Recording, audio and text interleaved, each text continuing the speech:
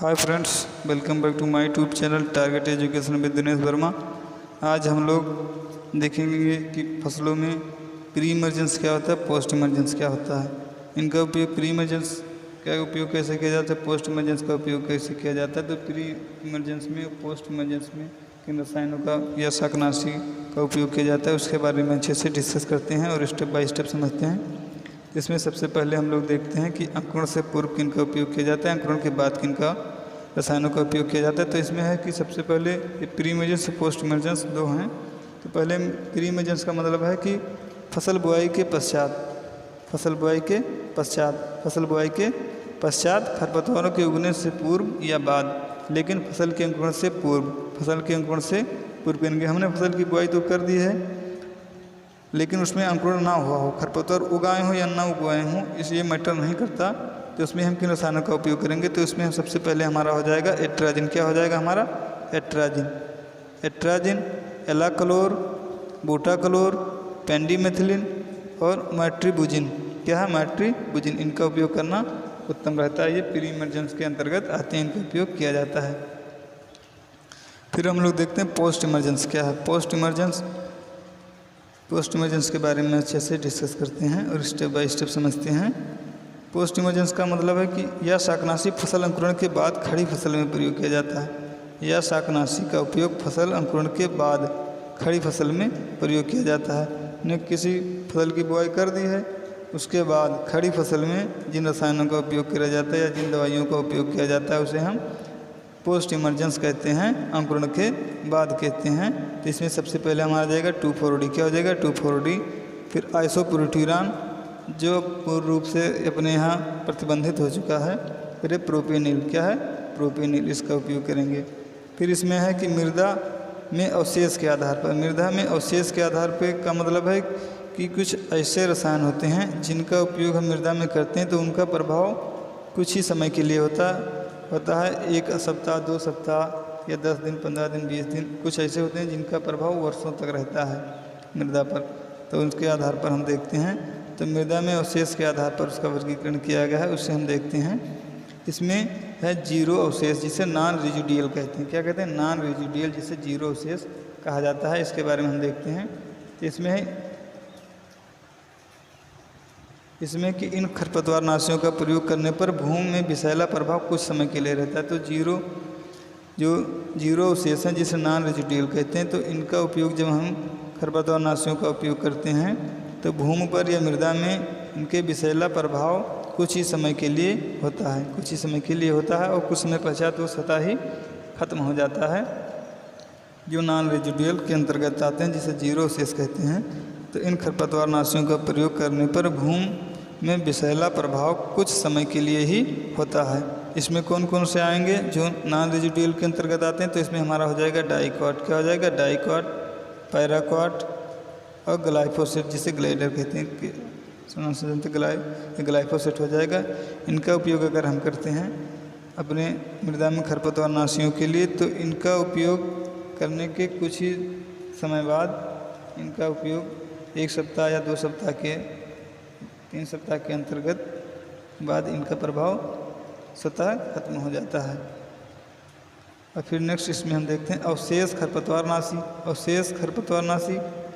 तो इसमें हो जाएगा अवशेष खरपतवारनाशी बारे में डिस्कस करते हैं। हमारा है कि इसमें क्या रिक्वायरमेंट है, इसे स्टेप बाय स्टेप समझते हैं। फिर देखते हैं इन खरपतवारनाशियों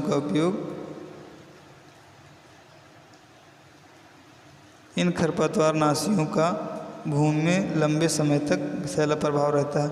अगर हम जो रेजिडुअल के अंतर्गत आते हैं, जो शाकनाशी या जो बीटीसाइड आते हैं, उनका उपयोग हम मृदा में करते हैं खरपतवारनाशी के लिए, खरपतवार नष्ट करने के लिए। तो इनका विषैला प्रभाव काफ़ी समय तक रहता है। तो इसमें देखते हैं कौन कौन आते हैं इसके अंतर्गत। तो इसमें सबसे पहले हमारा आ जाएगा 2,4-D। ये कॉमन है, 2,4-D है। इसका प्रभाव 3 से 4 सप्ताह तक रहता है। कितना? 3 से 4 सप्ताह तक रहता है। 1 महीने तक रहता है इसका प्रभाव, 21 से 28 दिन तक इसका प्रभाव। फिर है ट्राइजेंस के अंतर्गत आते हैं एट्राजिन और सिमाजिन। एट्राजिन और सिमाजिन इनका उपयोग काफ़ी समय तक होता है, का प्रभाव 1 से 2 साल तक रहता है। कितना? 1 से 2 साल तक इनका प्रभाव रहता है, ये मृदा को प्रभावित करते रहते हैं 1 से 2 साल तक। तथा फिनेक का, और इसमें एक है फिनेक का 2 वर्ष से भी अधिक समय तक प्रभाव रहता है, इसलिए इनका ज़्यादा उपयोग करना अच्छा नहीं होता है। इसमें 2,4-D का उपयोग करेंगे तो वो 3 से 4 सप्ताह बाद उसका विषैलापन मृदा से स्वतः ही खत्म हो जाएगा। यदि हम इसमें ट्राइजेंस के अंतर्गत आते हैं, ट्राइजिन और सिमाजिन का उपयोग करते हैं तो इनका प्रभाव 1 से 2 साल तक रहता है, 1 से 2 साल तक। लेकिन यदि हम फिनेक का उपयोग किए तो ये 2 वर्ष से भी अधिक समय तक इसका प्रभाव रहता है, जिससे अन्य फसलों को ये भी प्रभावित करता है। उसमें अगर हम किसी भी फसल को उगाते हैं तो उसका विषैलापन का प्रभाव उस पर भी पड़ जाता है और उससे हमें कई प्रकार के समस्याओं का सामना करना पड़ता है। इसमें देखते हैं नेक्स्ट हम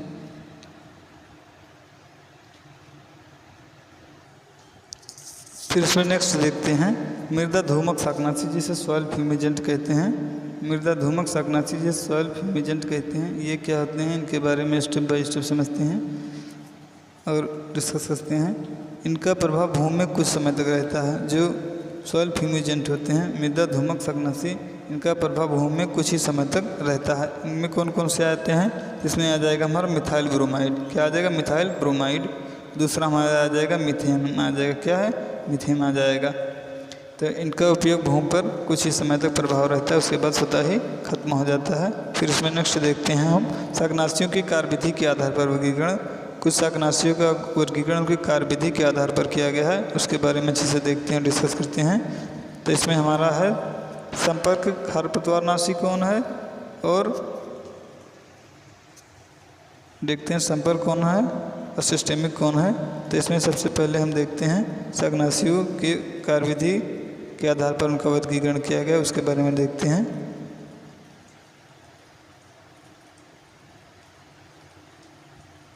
इसमें हमारा आ जाएगा संपर्क खरपतवार, कॉन्टैक्ट हर्बिसाइड, जिसे कॉन्टैक्ट हर्बिसाइड कहते हैं। ये क्या होते हैं और इनसे कैसे इनका उपयोग करना चाहिए उसके बारे में देखते हैं। तो खरपतवारों को संपर्क में आने पर ही उन्हें नष्ट करते हैं। कॉन्टैक्ट हर्बिसाइड का मतलब है कि ये खरपतवार के संपर्क में आने पर ही उन्हें नष्ट करेंगे। ये खरपतवार इनके संपर्क में आते हैं या ये खरपतवार के संपर्क में आते हैं तभी ये उन्हें पूरी तरह से नष्ट करेंगे, जिसे हम कॉन्टैक्ट हर्बिसाइड कहते हैं। तो इसमें हमारा पहले हो जाएगा पैराक्वाट, दूसरा हमारा हो जाएगा डाइक्वाट। ये सब कॉन्टैक्ट हर्बिसाइड है। एंड प्रोपेनिल ये सब कॉन्टैक्ट हर्बिसाइड के अंतर्गत आते हैं। फिर इसमें नेक्स्ट हम देखते हैं नेक्स्ट इसमें हमारा स्थानांतरित खरपतवारनाशी, जिसे ट्रांसलोकेटेड हर्बिसाइड कहते हैं। अब स्थानांतरित खरपतवारनाशी क्या होता है, इनका उपयोग कैसे करना है उसके बारे में स्टेप बाय स्टेप समझते हैं। तो हमारा स्थानांतरित खरपतवारनाशी फिर देखते हैं। इसमें वह खरपतवारनाशी जो खरपतवारों के द्वारा अवशोषित किए जाते हैं, इनके कार्य की तंत्र को प्रभावित करते हैं, जिसे हम सिस्टेमेटिक हर्बिसाइड कहते हैं। ये वह खरपतवारनाशी जो खरपतवारों के द्वारा अवशोषित कर लिए जाते हैं। जो खरपतवार हैं वो इनको अवशोषित कर लेंगे, एब्जॉर्ब कर लेंगे, किए जाते हैं। इनके कार्य की तंत्र को प्रभावित करते हैं और इनके सिस्टम को प्रभावित करते हैं, ये इनके अंतर्गत आते हैं। तो इसमें देखते हैं सबसे पहले हमारा 2,4-D क्या है, 2,4-D। दूसरा हमारा ग्लाइफोसेट और आइसोप्रोट्यूरान, जो पूरी तरह से भारत में प्रतिबंधित हो चुका है, आइसोप्रोट्यूरान है। तो ये स्थानांतरित खरपतवारनाशी के अंतर्गत आते हैं। हम लोगों ने इसमें स्थानांतरित खरपतवारनाशी के बारे में स्टेप बाय स्टेप डिस्कस किया और संपर्क खरपतवारनाशी के बारे में डिस्कस किया, जो कॉन्टैक्ट हर्बिसाइड है, जो शाकनाशियों के कार्यविधि के आधार पर वर्गीकृत किया गया था। और मृदा धूमक शाकनाशी जो उनके बारे में डिस्कस किया गया, जिसे सॉइल फ्यूमिजेंट कहते हैं। आई होप फ्रेंड्स आप सभी को वीडियो अच्छा लगा होगा। इस वीडियो को लाइक कीजिए, शेयर कीजिए, सब्सक्राइब कीजिए, जिससे हमारे आने वाले वीडियो का नोटिफिकेशन सबसे पहले आप लोगों तक पहुंच सके। Thanks for watching this video all of you. I will try my best